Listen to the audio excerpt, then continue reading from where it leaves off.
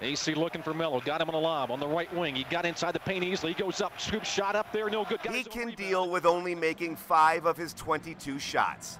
He can deal with the Nuggets trailing 3 games to none. But there is one thing Carmelo Anthony cannot, under any circumstances, accept. You know, us giving up as a whole, you know, was uncalled for. You think this team quit? Yeah, we quit. Everybody. From the coaches to the players, we quit. And I said it. Anthony was surprised to see a lack of effort in such an important game, and stunned to see the team's best players benched during the second half. As a competitor, there's no way in hell that I can go out there and quit and lay down on my teammates, you know, the way that we did tonight as a whole. At what point in the game did you say to yourself, we're quitting? Third quarter. I didn't say it. You could just sense it. You could just see it out there. The third quarter, we just gave up. And I'm saying we because I'm part of this too. I'm not saying that I quit, but I'm part of this. We all just gave up. I don't think that's a fair. I think Melo is emotional right now. He's frustrated right now, as we all are. And keeping the composure and the maturity to it is probably our best way to go. Carmelo's been frustrated many times before in his NBA career, but can't remember feeling anything quite like this. Is this the first time you felt this way since being a Nugget? Since my 5 years here, this is the first time I ever felt like this. This one hurt. It hurt bad. Of all the mean and nasty names you can call your teammates, cowards, cheaters, chumps, punks, Carmelo broke out the worst one, quitters. They'll either resent him for it or play their hearts out Monday night and try to prove him wrong. Drew Soicher, 9 News. 4th grader Joshua Mestis of Aurora has a Little League game tonight, but there's nothing little about it. Mestis has more courage than any ball player I've ever met.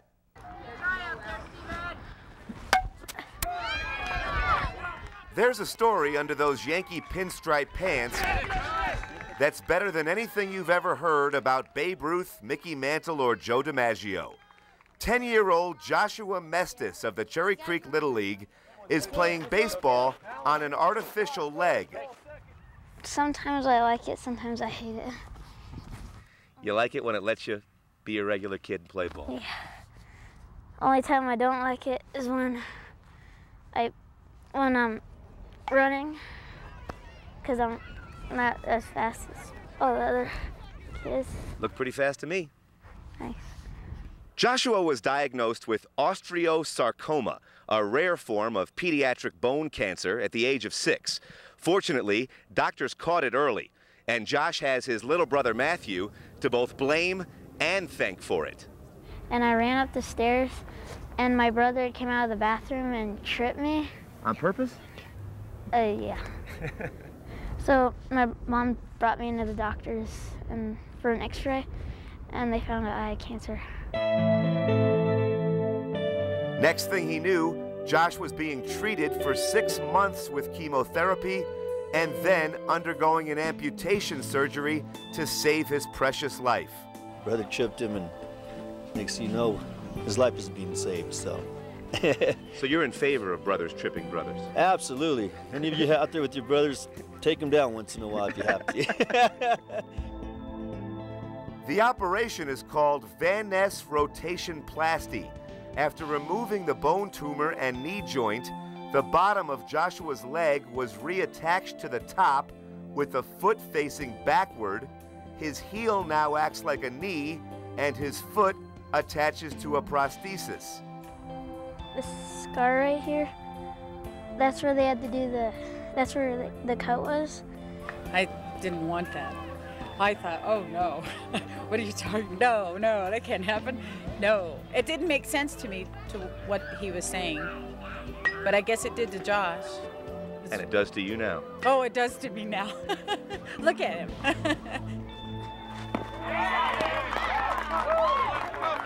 Yeah, look at him. He's amazing. Joshua's one of the best players in his division, swinging a bat, throwing a ball, and running the bases without any restrictions.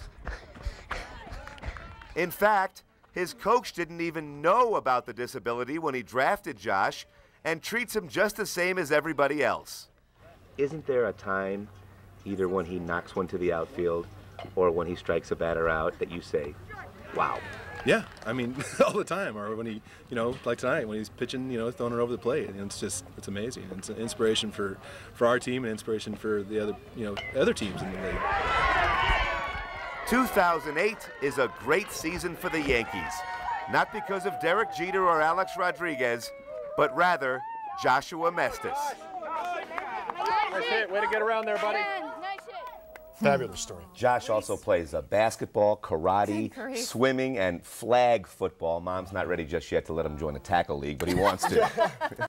This weekend is the anniversary of the Buckner Bounce, which cost the Boston Red Sox the '86 World Series. And more than 2 decades later, that unfortunate mistake is having a positive effect on the CU football team. He's best known to most people for making the worst error in World Series history, but not to everybody. Former big leaguer Bill Buckner's name means something entirely different to Colorado Buffaloes quarterback Cody Hawkins, who wasn't even alive in 1986. Coach Buckner was an awesome coach in every aspect. I thought he did an awesome job of kind of catering his coaching style to the players that he had, and he knew exactly how to push the right buttons on people, and he was a great motivator. Hawkins spent 3 years playing for Buckner's Little League baseball team in Boise, Idaho, and still remembers many of the lessons he learned from the former All-Star. All right, get rid of this. He was the very first guy who kind of grabbed him by the neck and said, hey, you can be a great player, you can be a great athlete, just keep competing and have confidence in yourself. And ever since I've had a chance to interact with him, I think I've always had a confidence about myself, and I never really doubt myself. I just know that going out and working hard is the most important thing that you can do on a daily basis, and I think that's why he was so great. Buckner never spoke to the kids specifically about that error, but it might have made him a better coach and Hawkins a better athlete. He always just mentioned, put every mistake behind you, every mistake, because you can't control what has happened in the past. You can only control how you react to that situation. So I'm kind of taking the same approach with a lot of things that he's taught me in my entire life. Just prepare as best as you can, and whatever happens, happens. You just got to react accordingly. I think the thing that people forget so easily is one bad play did not make that guy's career, and even though everybody tries to make that out, I mean, he had tons of batting titles, was a great player, and probably should end up being in a Hall of Fame someday. I truly believe the Rockies can win the National League pennant again this season, but I just kind of doubt it'll happen the same way it did in 2007. I can promise you this: Troy Tulowitzki will not turn an unassisted triple play. That was the 13th ever. Ain't gonna happen. Todd Helton will not belt a dramatic walk-off home run in the bottom of the 9th inning to complete a doubleheader sweep of the Los Angeles Dodgers and ignite the greatest late-season winning streak in baseball history. How about that? Ain't gonna happen. Brad Hawpe will not hit a game-winning homer in the 14th inning to lift the Rocks to a thrilling victory at San Diego. 2-1 lead. Ain't gonna happen. Garrett Atkins will not hit an inside-the-park home run as Colorado sets a franchise record with 11 straight wins. Ain't gonna happen. With their playoff destiny out of their hands and 1 strike away from elimination, the Rockies will not stay alive thanks to a triple from Milwaukee's Tony Gwynn Jr. Not so fast. Ain't gonna happen. The Rockies will not beat Arizona on the final day of the regular season to force a 1-game tiebreaker. And the Rockies will play the Padres tomorrow. Ain't gonna happen. The Rockies will not rally for 3 runs in the bottom of the 13th to beat the Padres in one of the greatest games ever played without even touching home plate to clinch their first National League playoff berth in a dozen years. He dropped the ball. The tag. Holiday is in. Rockies have won the game. Ain't gonna happen. The Rockies will not sweep their first-round divisional playoff series from the Philadelphia Phillies. They're going to the championship series. Ain't gonna happen. The Rockies will not sweep the National League Championship Series from the Arizona Diamondbacks for their 21st win in 22 games. World Series time in Colorado. Ain't gonna happen. And the Rockies will not get swept in the World Series by the Boston Red Sox. Well, that's entirely possible. And a remarkable run for the Rockies comes to an end. But no way the rest of that stuff's gonna happen again. No way. Broncos quarterback Jay Cutler isn't all that worried about living with type 1 diabetes. In fact, he figures it'll force him to eat healthier and become a better athlete. Relaxed, confident, matter of fact. Jay Cutler is approaching this life-altering disease with the same enthusiasm he shows on the football field. Oh, I'm gonna be fine, you know. Obviously, this is a serious disease, and it's not gonna change. I'm going to have it for the rest of my life, and it's not going to change me on the field. I mean, I'm going to make some lifestyle changes, but I'm probably going to be a better quarterback this year than I was last year. Cutler first realized there was a problem towards the end of last season when he lost nearly 35 pounds and didn't have any energy. I was able to go out and perform, but I mean, I just wasn't that energetic, and I mean, I was tired. I mean, after the games, I mean, I was completely wiped out, and I mean, some games I didn't really even do a whole lot, so I mean, there was just something wrong. Cutler was diagnosed with type 1 diabetes, the most rare and dangerous form, following a routine blood test just a few weeks ago.